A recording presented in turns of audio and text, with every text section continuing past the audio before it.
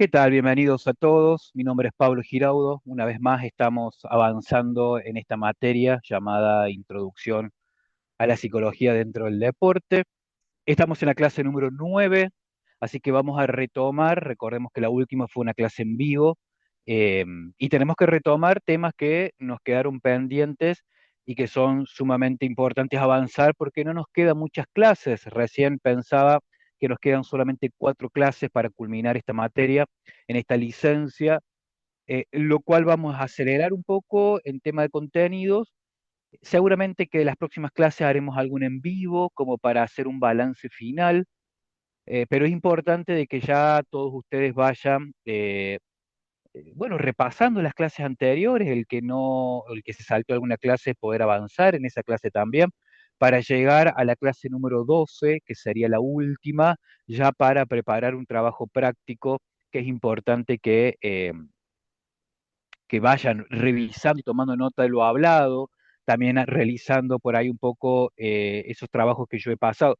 Hasta el momento solamente he pasado uno solo, que fue en la clase en vivo pasada, que vayan pudiendo completar esa actividad o inclusive que vayan revisando también el material enviado al grupo de WhatsApp, porque va a ser necesaria tener toda esa información para luego avanzar y culminar con un trabajo práctico que les prometo que no va a ser nada complicado, pero sí necesito de su responsabilidad en tiempo y forma para la entrega del mismo, ¿no? Para hacer una simple revisión de lo visto y lo conversado hasta ahora, quiero compartirles una pantalla para que nos quedemos un poquito en esa revisión para luego poder avanzar en lo ya tenemos programado para la jornada de hoy. Bueno, le quería compartir esta pantalla, en breve va a aparecer, para que sigamos, por supuesto, el camino donde venimos hablando. Hasta el momento, hemos finalizado en estas fases del entrenamiento psicológico en las primeras 3 que vimos, ¿no? Que eran las permanentes, planificación, adherencia, y la clase, si no me equivoco, la número 8, hicimos cierre con la evaluación de entrenamiento. Bueno, hoy vamos a comenzar y tenemos para las próximas clases transitar lo que son las transitorias. Recordemos que son 4: el aprendizaje de habilidades, el ensayo repetitivo, la exposición a las condiciones de competición y la última, que es la preparación específica precompetitiva. ¿De acuerdo? Entonces, dejo de compartir pantalla y vamos a comenzar justamente a hablar sobre las fases del entrenamiento psicológico, en este caso las transitorias. A ver, eh, la palabra lo dice, son transitorias justamente porque no se dan todo el tiempo dentro del entrenamiento, sino que se dan en momentos específicos de la competición, ¿de acuerdo? En momentos específicos de la competición. Nosotros, cuando arrancamos hablando en la clase número 1, hablábamos de por ahí podemos como darle un marco a estas 7 fases de entrenamiento psicológico, por ejemplo, en un torneo, arrancando pretemporada y terminando a mediados de años un torneo completo, ¿sí? Un ejemplo, torneo apertura. Es decir, dentro de ese torneo de apertura podemos aplicar la fase de entrenamiento psicológico en permanentes y transitorias. Recordemos que las permanentes se dan durante todo el tiempo del torneo y las transitorias en momentos específicos del torneo. De hecho, por ejemplo, si repasamos la cuarta transitoria, dice preparación específica precompetitiva, es decir, que esa fase sea solamente antes de entrenar. ¿Sí? Después tenemos, por ejemplo, la exposición de las condiciones de competición. ¿Cuándo se da esa? Y justamente mientras se compite. ¿Sí? Lo que es aprendizaje de habilidades y ensayos repetitivos, esas se dan durante los entrenamientos en momentos específicos del entrenamiento. Bien, hoy vamos a hablar justamente del aprendizaje de habilidades y del ensayo repetitivo, es decir, la uno y la 2, que son realmente claves mentales muy importantes dentro del entrenamiento psicológico. Tanto el aprendizaje de habilidades y conductas relevantes como el ensayo repetitivo son fases necesarias en lo que es el desarrollo de cualquier deportista. En consecuencia, el entrenador deportivo, ustedes los entrenadores, deben conocer las premisas claves para realizar efectivamente esta etapa. El aprendizaje de habilidades y de conductas relevantes se centra esencialmente, y tomen nota, en tres focos, ¿sí? Uno de los focos son las conductas que el futbolista debe incorporar. Otro de los focos son las conductas que el deportista debe perfeccionar y el tercer foco son las conductas que se deben eliminar. Recuerden, estamos hablando dentro del aprendizaje de habilidades dentro del deportista, ¿sí? Esto es por ahí no confundir lo que en la clase 8 hablamos, que era dentro de la evaluación de entrenamiento.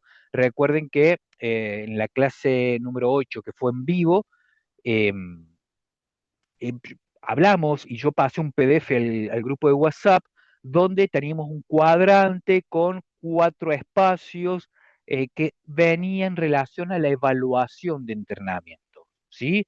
No confundamos estas tres conductas relevantes que estamos hablando ahora que pertenecen a lo que es el aprendizaje de habilidades dentro de las transitorias. Esto es para que no se les arme una ensalada, eh, y estos tres focos son importantes para esta parte del entrenamiento psicológico. Repito, conductas que debe el deportista incorporar, conductas que el deportista debe perfeccionar y las conductas que el deportista debe eliminar. Así que atenti con este tema. Paradójicamente, en algunos casos, el aprendizaje implica desaprender conductas aprendidas de otro club, de otro profe que tuvo el chico anteriormente, y en este proceso de eliminación de conductas previamente adquiridas debe ser trabajada cuidadosamente desde la conducta pública y desde la conducta privada, es decir, desde el pensamiento y desde las huellas emocionales de esas conductas o gestos técnicos ya generó el deportista en sí. Vamos a diferenciar qué es lo público y lo privado dentro de las conductas de un deportista, ¿no? Las conductas por ahí privadas del deportista son aquellas que aprendió, por ejemplo, en relación al interior de sí mismo. Un ejemplo a la hora de una toma de decisión interior, o una conducta, a ver, vamos a hablar algo más básico para que lo comprendan. Una conducta en relación a la puntualidad de llegar a entrenar. Sí, sí, algo tan simple como es una conducta privada que tiene el deportista en relación a lo que aprendió o en realidad nunca aprendió y debe, por ejemplo, incorporar, ¿sí? Eh, una conducta pública es, por ejemplo, un comportamiento que tiene el deportista en relación a, por ejemplo, un partido o el trato con un compañero, es decir, donde la exposición de esa conducta, valga la redundancia, queda expuesta públicamente del deportista. ¿De acuerdo? Se me viene como ejemplo de hablar de conductas que debe incorporar, por ejemplo, la puntualidad. Conductas que debe perfeccionar es, por ejemplo, la forma en que se comunica con los árbitros. Conductas que debe eliminar, por ejemplo, maltratar a un compañero. ¿De acuerdo? Ahí estoy dando tres ejemplos para que quede quizás un poco más encasillado desde la simpleza. Hacer consciente la conducta cuando ya funciona de manera automática a fin de poder perfeccionar algún gesto o eliminar alguna parte del comportamiento demanda la implicancia de procesos cognitivos del deportista que debe direccionarse efectivamente por parte del entrenador para que den resultados esperados. De la misma manera, en ocasiones lo complejo es automatizar conductas que demandaron mucho trabajo consciente por parte del deportista, es decir, que el aprendizaje de ida y de vuelta demanda que el entrenador deportivo realice direccionamiento efectivo de la atención y de los procesos cognitivos del deportista, ¿sí? Eh, a lo que voy con esto, que por ahí tenemos arraigadas ciertas conductas del deportista que trae consigo de mucho tiempo, sea desde la casa, sea desde la calle, sea desde un entrenador que tuvo anteriormente, y que nosotros la podamos detectar como una conducta, por ejemplo, a eliminar. Nosotros tenemos que hacer ahí un trabajo mucho más específico de mostrarle cuál sería el camino correcto para que desaprenda el otro aprendizaje que no nos sirve. Un ejemplo, si damos, por ejemplo, la forma de tratar a los árbitros, ¿no? Que quizás un padre le enseñó que así estaba bien, o en realidad el padre le enseñó indirectamente, siendo un padre que quizás grite a los árbitros o violente a los árbitros, o inclusive un técnico que tuvo anteriormente que jamás le corrigió a este deportista en formación que tener mala manera o malos gestos frente a un árbitro no está bien. Entonces, como tenemos que mostrarle cuál es realmente el camino correcto, una forma correcta de comunicarse con los árbitros, dejar que solamente el capitán se comunique con el árbitro y enseñarle a que no entre a un terreno de discusión con los árbitros, ponerle micro objetivo para el próximo partido, donde decirle, bueno, mira, necesito que en los próximos, un ejemplo, los jugadores juegan 25-25, que en los próximos 50 minutos que tenemos por delante de partido, tu comunicación con el árbitro sea cero. Le vamos a dar esta tarea solamente al capitán. Entonces, empezar a darle microobjetivos para eliminar una conducta que tiene el deportista que nosotros necesitamos justamente eliminar. ¿Qué vamos a eliminar? Que no hable de mala manera con los árbitros. ¿Qué podemos hacer con esa conducta? Perfeccionarla. Una vez que la eliminamos, podemos, por ejemplo, enseñarle, perfeccionar esa manera de comunicar que tiene. Antes de perfeccionar, yo diría que tenemos que también incorporar algo en el jugador, incorporar la buena comunicación. Y después sí podemos pasar a una perfeccionar la comunicación del deportista con los árbitros. ¿Sí? ¿Por qué? Porque si yo le elimino una conducta de, por ejemplo, no hables con los árbitros y después este jugador es capitán y necesito que hable con los árbitros, yo le eliminé una conducta que a futuro la va a necesitar. Entonces, yo tengo que eliminar la parte mala del deportista. ¿Qué elimino? La mala comunicación con los árbitros. ¿Qué incorporo a ese deportista? Una buena comunicación. ¿Y cómo puedo perfeccionarla? Darle microobjetivos, por ejemplo, una vez que eliminó la mala comunicación con los árbitros, al tercer partido le puedo incorporar, por ejemplo, bueno, tu objetivo ahora va a ser que puedas comunicarte con el árbitro, pero de buena manera.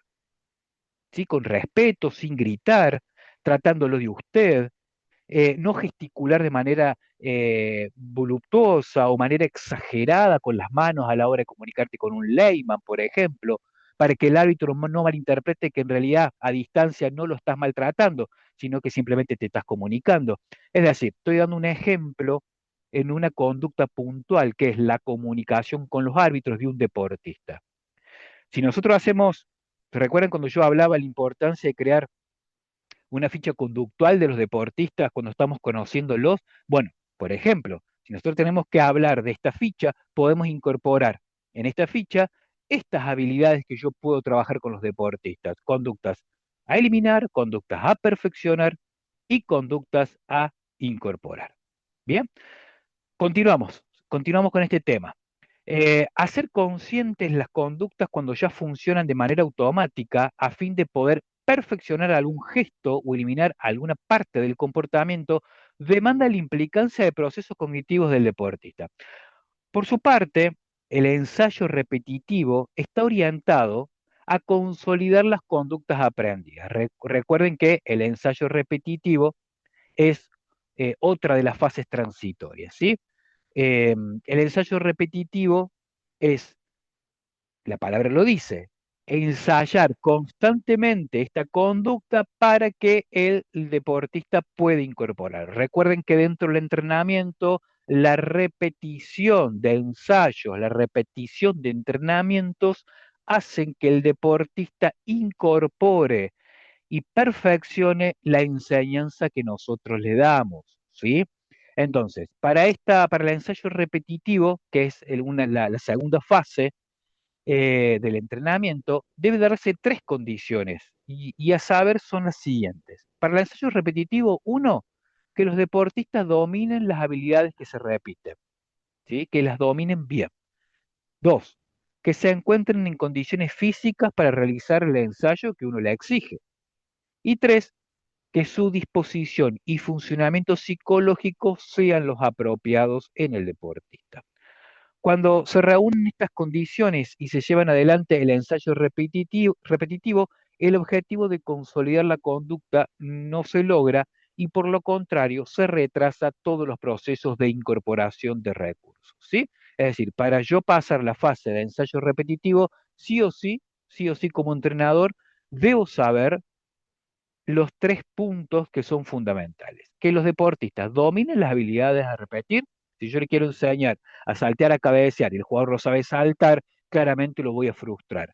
Que se encuentre en condiciones físicas para realizar el esfuerzo que exige. Yo no le puedo enseñar a saltar a cabecear si el deportista tiene dolencia a la hora de caer, por ejemplo, le duele un tobillo. Y tres, que su disposición y funcionamiento psicológico sean los apropiados. Es decir, yo no puedo enseñarle al deportista a saltar a cabecear si tiene miedo a golpearse la cabeza cuando salta a cabecear la pelota. ¿De acuerdo? Ahí di un ejemplo básico para que podamos entender. Bien, cuando se reúnen estas condiciones y se lleva adelante el ensayo repetitivo, es importante entonces que vamos a tener resultados positivos a corto plazo.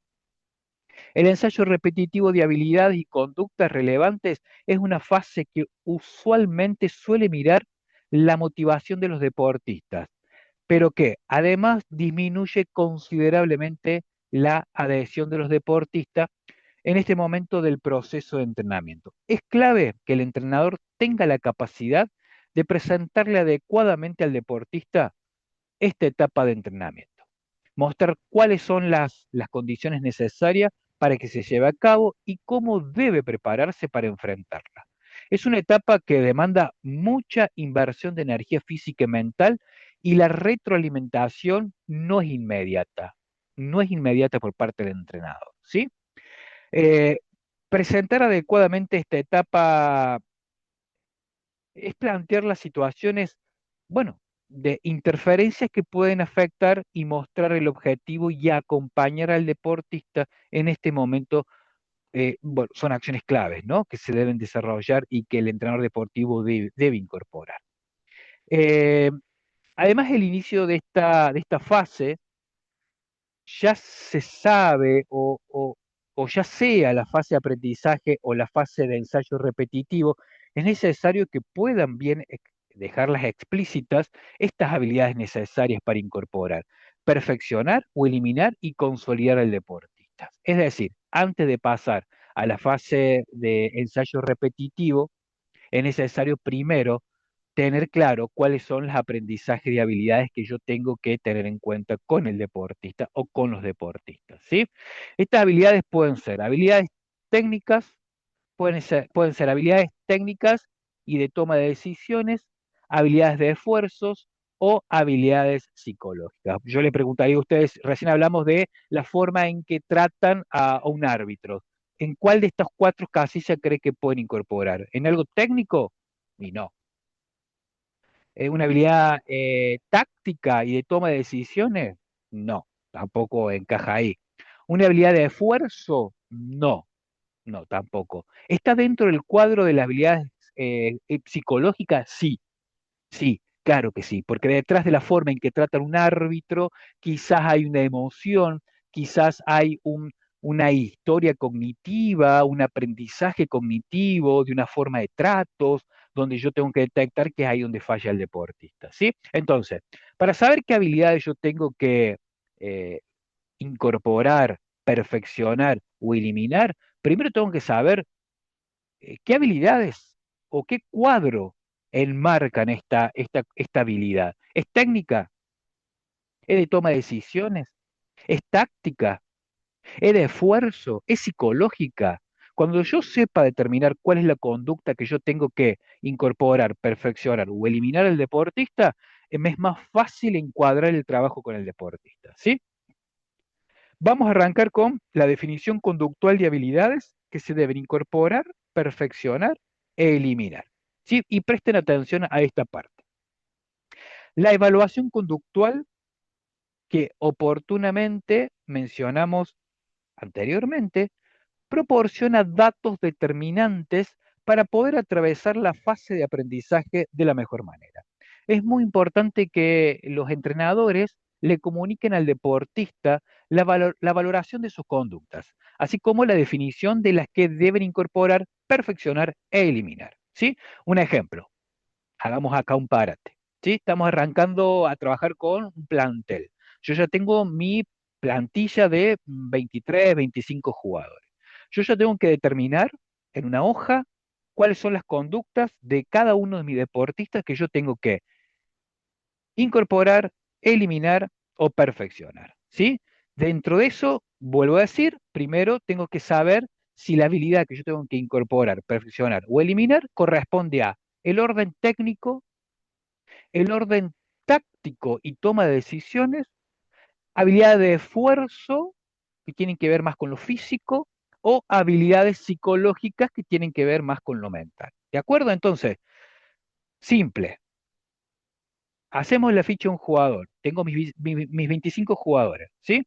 Puedo a esa ficha darle el orden acorde a las habilidades de, por ejemplo, este deportista que se llama Pablo. Bueno, Pablo tengo que incorporarle una habilidad psicológica. ¿Es incorporar, es perfeccionar o eliminar? No, no, tengo que primero eliminarle una habilidad a Pablo, que es justamente la de maltratar a los árbitros. Perfecto. ¿Cuál será el siguiente paso de eliminar? Incorporar. ¿Y qué tiene que incorporar Pablo? Tiene que incorporar dentro de esta fase una buena comunicación con los árbitros. Perfecto, yo tengo que enseñarle a comunicar. Y después yo tengo a Pablo que perfeccionarle la comunicación, por ejemplo, con un microobjetivo de en un partido del próximo sábado o de un amistoso, ponerlo a prueba de cómo se comunica con el árbitro. ¿De acuerdo? Es decir, esto tengo que hacerlo jugador por jugador. Yo tengo que determinar como técnico cuáles son las habilidades que yo tengo que incorporar, perfeccionar o eliminar. Y una vez que las tenga, encasillarla en una habilidad técnica o es una habilidad táctica y de toma de decisiones, es una habilidad de esfuerzo o es una habilidad psicológica. ¿Ok? Bien. Es muy importante que el entrenador le comunique al deportista de qué va a trabajar.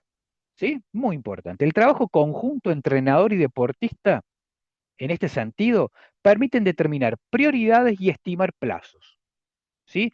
En funciones del tiempo disponible, de la importancia que se les asigne a las conductas por aprender y de o de las condiciones de adherencia tanto deportista como entrenador. ¿De acuerdo? Cuando yo le doy esta pauta al jugador, yo estoy generando, sin darme cuenta, adherencia. Recuerden que la adherencia es el vínculo que yo genero con el deportista, esa credibilidad que el deportista tiene que tener conmigo como entrenador. Es decir, que de manera subliminal, yo estoy trabajando también la adherencia, ya que estoy comunicándome con el jugador.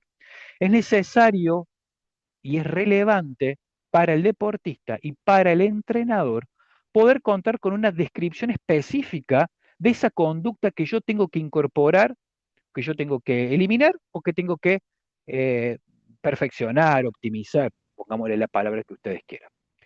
Dentro de las tareas de diseño de la fase de aprendizaje, por parte del entrenador deportivo, es necesario que le anticipe al deportista que en la fase inicial del proceso de incorporar o de eliminar conductas, la retroalimentación no siempre puede ser positiva y que en algunas ocasiones puede afectar un poquito o mucho el autoestima del deportista, ¿sí? Es decir, si yo tengo que sentarme a hablar con el deportista para mostrarle cuáles son las conductas o las habilidades que tiene que incorporar, eliminar o perfeccionar, yo tengo que anticiparme como entrenador y decirle, lo que yo te puedo decir puede ser incómodo, pero comprende que de las conversaciones incómodas salen los mejores del deportista. ¿De acuerdo? Es decir, yo no te vengo acá a tirar laureles, sino lo que yo te vengo a traer puede ser una conversación incómoda.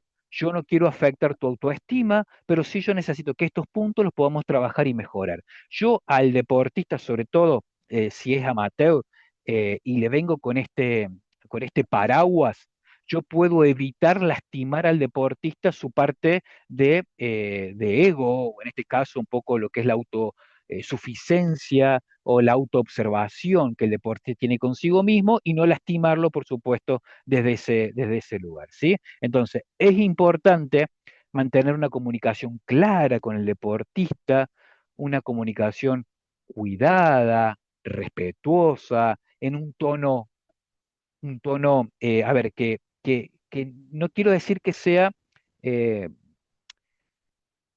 demasiado dulce el tono, sino que yo lo que tengo que persuadirlo de tal manera que él tenga predisposición a querer mejorar esto, ¿sí?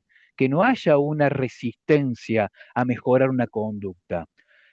Cuando la conducta por aprender es una conducta técnica compleja o una conducta, por ejemplo, táctica compleja, posiblemente en los primeros momentos el deportista deba lidiar con los niveles de frustración asociados al bajo dominio de la destreza, ¿sí? Es decir, si yo tengo que enseñarle algo a incorporar una conducta técnico-táctica y es compleja, porque el jugador viene por ahí de una formación de lo básico, ¿no? Por ahí juega de esa posición y no le pidas que juegue como interno o que haga un cambio de frente, porque no lo tiene incorporado y yo quiero incorporárselo. Tengo que tener paciencia, porque el nivel de frustración que puede tener el deportista intentarlo y puede ser alto. Y puede ser alto porque todavía no lo aprendió. Y es ese nuestro desafío. ¿De acuerdo? O pedirle que deje de maltratar a los árbitros o tratar mal a un árbitro. Y sí, y puede generarle frustración porque posiblemente el jugador hoy tiene 15 años y hace de los 12 o de los 11 que a nadie le corrigió ese rasgo de personalidad. Entonces, intentar cambiarlo y nos puede llevar, primero como una pequeña resistencia o tiempo. Quizás no lo podamos determinar que lo cambie en un mes. Quizás le pongamos un objetivo a cambiarlo para los próximos 3 meses, porque nosotros tenemos que tener la visión y la coherencia de saber lo que le estamos pidiendo al deportista. Si yo quiero, por ejemplo, perfeccionar, no sé, cómo patea un córner un deportista, y claramente ahí puedo darle un plazo más corto, porque a través del ensayo repetitivo de patear córner, patear córner, patear córner, posiblemente a los dos o sí, a los 2 meses o a las 3 semanas de entrenamiento, yo ya puedo encontrar cambios. Pero claramente, patear córner, no voy a estar jugando con el nivel de frustración con el deportista, porque le estoy perfeccionando un área, no le estoy cambiando un área, no le estoy eliminando una conducta. ¿De acuerdo? No le estoy incorporando, porque ya pateaba córner. Lo que él tiene que hacer es perfeccionar la ejecución de un córner. Por ende, saber que eliminar una conducta conlleva niveles de frustraciones altos, conlleva para nosotros como entrenador un nivel de sensibilidad mucho más entrenada. No puedo ir a meterle el pecho al deportista y a exigirle de golpe que para la semana que viene aprenda a hablar con los árbitros. Y no, y no, porque el deportista hacía 3 años que venía siendo por ahí teniendo un libertinaje a la hora de comunicarse con los árbitros. Entonces, me va a llevar más tiempo. Tengo que tener coherencia para saber qué tiempo le voy a dar a perfeccionar, incorporar o eliminar una conducta. ¿De acuerdo? Bien. Atento con esto porque vamos a hacer un trabajo en relación a esto y es importante que lo vayan entendiendo. Bien, continúo. El deportista debe conocer que este es un desafío emocional de esta etapa para prepararse efectivamente y poder hacer frente a la situación. Además, el grado de eficacia mostrado por una persona dependerá de lo que desee lograr de la situación particular que se esté encaminando o que se encuentre el deportista. En algunas ocasiones, el diseño del programa de aprendizaje de habilidades es el adecuado, pero la falta de anticipación de la demanda psicológica del deportista lleva a que los procesos queden truncos. En consecuencia, se suele deteriorar el rendimiento del deportista. Por eso yo hago hincapié que es muy importante como entrenador no solamente primero conocer al deportista y una vez que lo conozco, saber cuáles son las habilidades que el deportista necesita. Y ahí saco tres flechas. Eliminar, perfeccionar, incorporar. ¿Sí? Y una vez que saqué las tres flechas, determinar de esas habilidades a qué corresponden, a qué campo. ¿A qué campo? ¿Al campo psicológico? ¿Al campo del esfuerzo físico? ¿Al campo de la táctica y la toma de decisiones o al campo de la técnica? ¿Ok?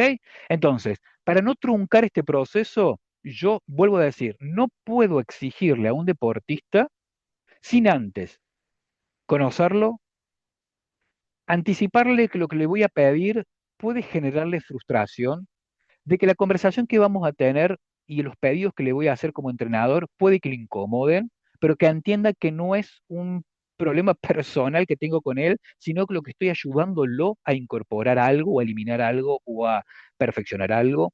Eh, Hacerle entender que puede sentir a partir de ahora niveles de frustración cuando las cosas no le salgan, pero como entrenador usted le tiene que dar la pauta de que ustedes van a entender esa frustración en relación a este pedido.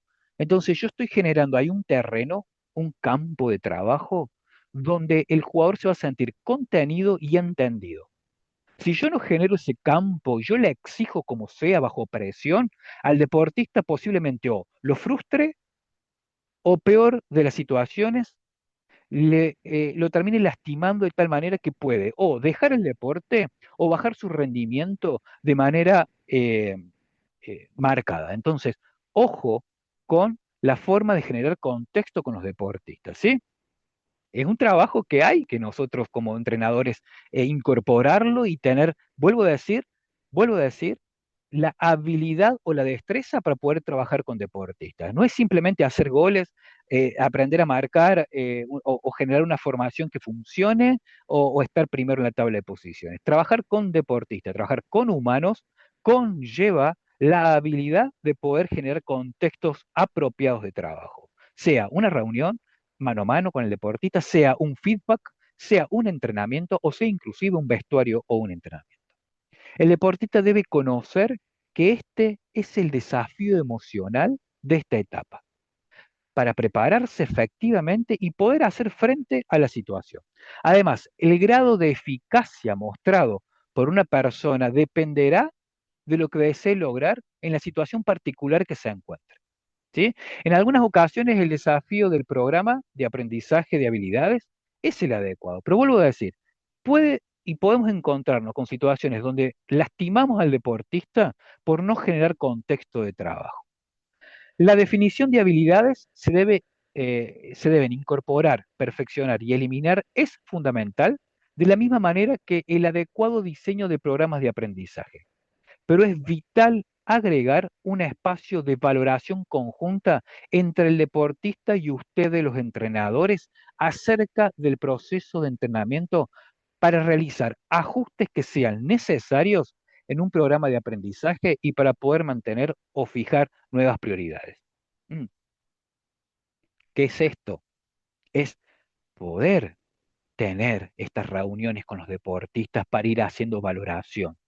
Si yo le di una actividad para incorporar una habilidad y el tiempo que yo le propongo al deportista es, bueno, necesito que incorpores esto en los próximos 2 meses, yo no puedo soltarlo al deportista y no darle una valoración de cómo va.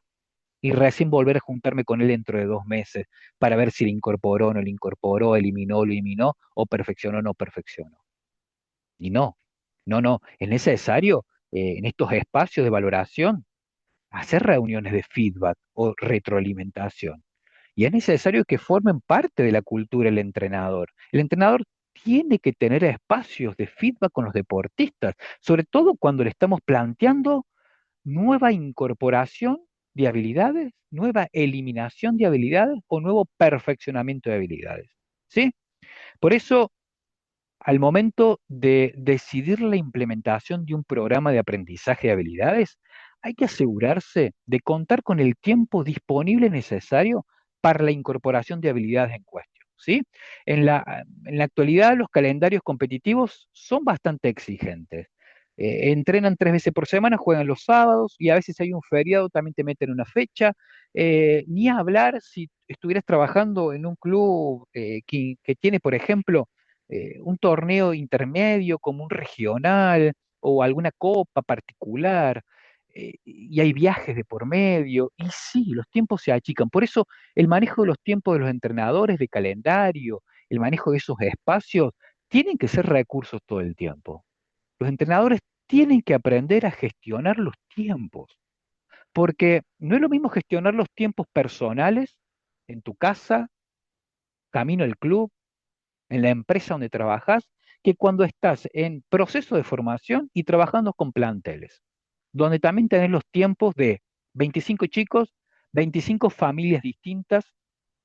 ¿Sí? Entonces, y además ni hablar del cuerpo técnico, ¿no? Que también tenés los tiempos de cada uno del el preparador físico, del entrenador de arquero, del coach, del psicólogo, ¿no es cierto? Del ayudante campo. La administración de tiempo y la autoeficacia de los tiempos del entrenador hacen a las buenas gestiones de trabajo, las buenas gestiones de trabajo. Hablemos ahora un poco de las claves mentales para que el proceso de aprendizaje sea efectivo. Eh, Vamos a destacar algunas estrategias de intervenciones recomendadas que facilitan el desarrollo de las fases de aprendizaje de habilidades y de conductas relevantes. Bien, las estrategias de intervención las voy a nombrar algunas y luego las vamos a ir ampliando. Una de ellas, por ejemplo, puede ser el establecimiento de objetivos de realización. La otra puede ser el modelado. Otras, el control de estímulos ambientales. Otra, los programas de reforzamiento. Otra puede ser el moldeamiento. Otra, el encadenamiento. La economía de fichas, el feedback, el castigo, la reformación diferencial, el coste de respuesta.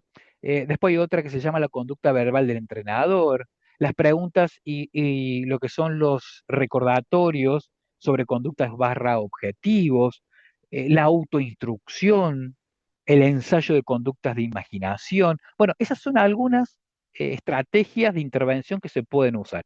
¿Vamos a aprender algunas? Sí, sí, sí, les voy a enseñar algunas. Eh, el establecimiento de objetivos de realización es fundamental. Le estoy justamente nombrando la primera, ¿sí? Y le da sentido al proceso de aprendizaje de habilidades, ¿sí? Eh, este establecimiento de objetivo es una técnica conductual que funciona y es muy efectiva. Es necesario que todos los entrenadores deportivos tengan claro el foco de su accionar. El principal foco debe ser aplicar los recursos de los deportistas y en esto, sin objetivos de realización, es imposible. En ocasiones nos encontramos en nuestro desempeño profesional con deportistas y entrenadores que solo tienen en mente la consecución de lo que son logros y objetivos de resultado, pero se descuidan absolutamente de los objetivos de rendimiento o de realización. La clave para alcanzar los resultados deseados es potenciar el rendimiento de cada deportista con nuevos objetivos de realización.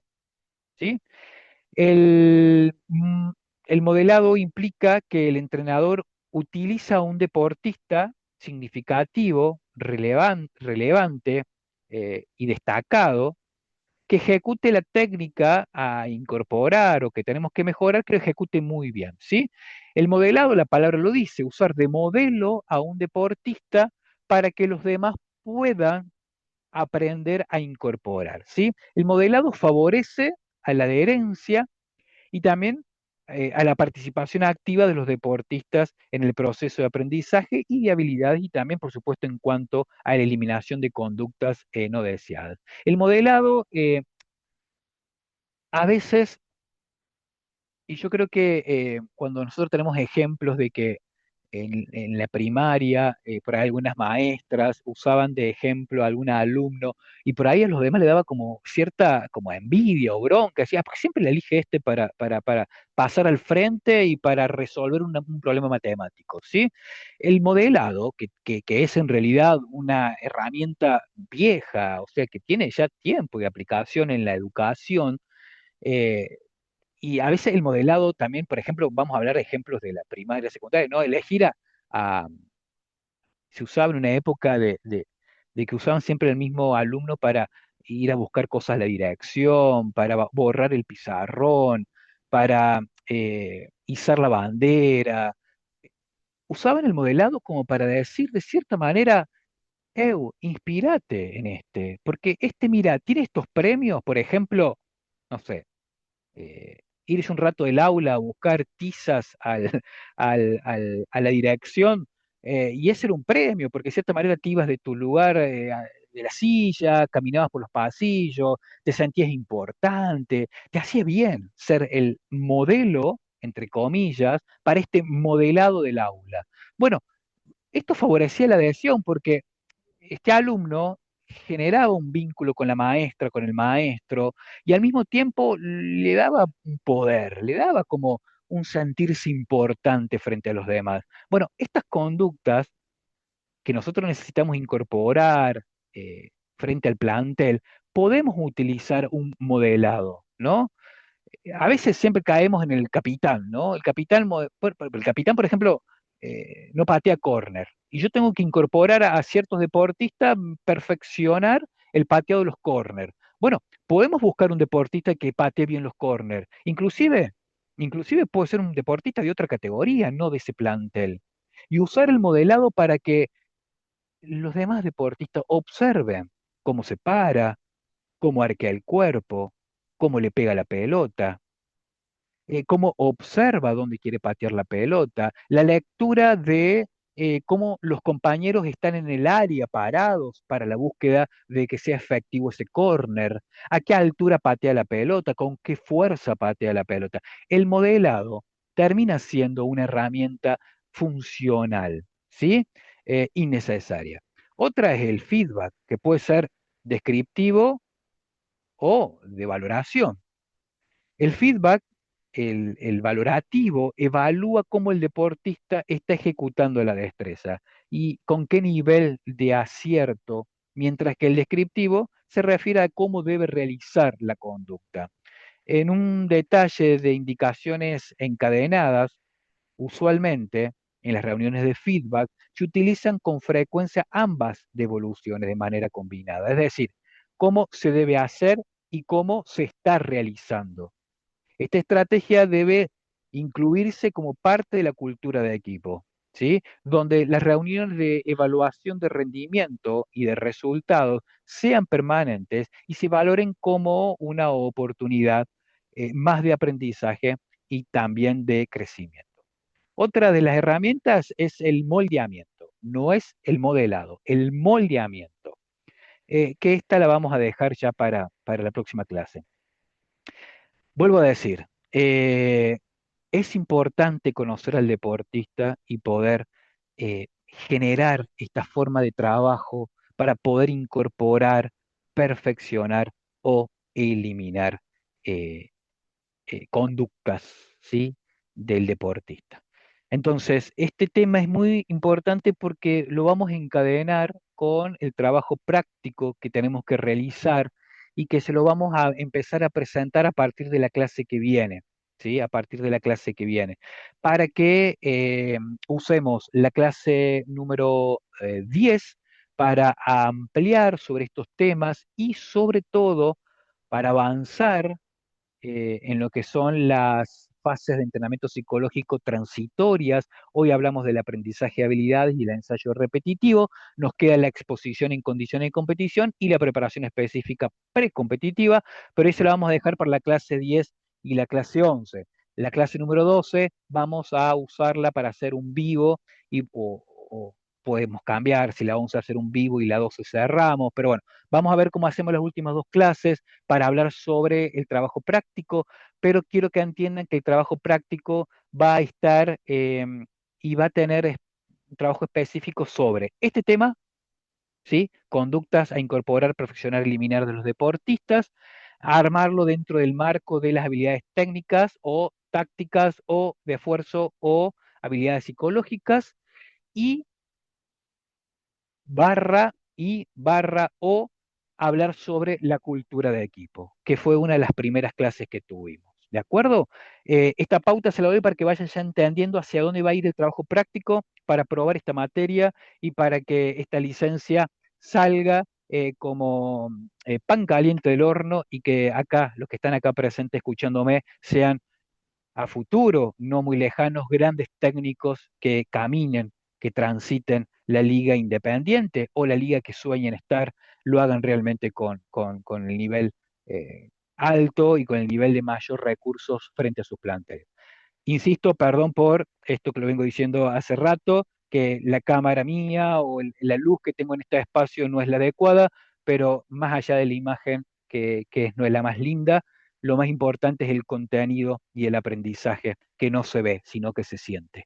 Que tengan muy buena jornada, cualquier duda que tengan, no olviden que pueden contactarme a través del WhatsApp, a través del grupo de WhatsApp donde está mi número me pueden encontrar y no tengan vergüenza ni miedo en contactarme. ¿Sí? Esta fue la clase número 9. Les deseo muy buena jornada. Muchísimas gracias y será hasta la clase número 10.